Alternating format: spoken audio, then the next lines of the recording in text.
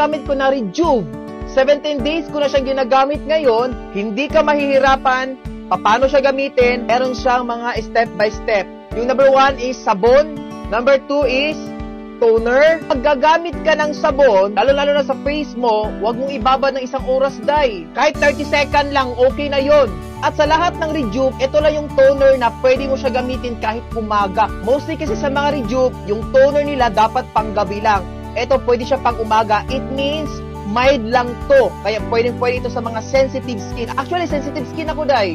Sa paggamit ng Rejuve, wala ka munang gagamitin ng mga skincare. Meron kasing mga ingredients na hindi sa pwedeng isama. Baka masunog yung face mo.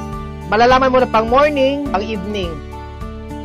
Pero ang sunscreen nila, hindi ko siya ginagamit kasi meron naman akong sunscreen na ginagamit, diba? O kahit anong sunscreen pwede. Pero kung nagtitipid ka, yung sunscreen na lang mismo ang gagamitin mo. At ito pa, pag gagamit ka ng toner, dapat after nagamit ko na Rejuve, 17 days ko na siyang ginagamit ngayon, hindi ka mahihirapan. Paano siya gamitin? Meron siyang mga step by step.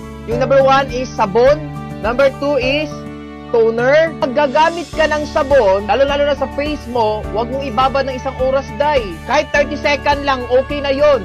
At sa lahat ng Rejuve, ito lang yung toner na pwede mo siya gamitin kahit umaga. Mostly kasi sa mga Rejuve, yung toner nila dapat panggabi lang.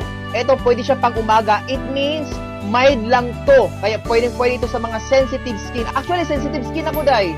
Sa paggamit ng Rejuve, wala ka munang gagamitin ng mga skincare. Meron kasing mga ingredients na hindi sa pwedeng isama. Baka masunog yung face mo. Malalaman mo na pang morning, pang evening. Pero ang sunscreen nila, hindi ko siya ginagamit kasi meron naman akong sunscreen na ginagamit, diba? O kahit anong sunscreen pwede. Pero kung nagtitipid ka, yung sunscreen na lang mismo ang gagamitin mo.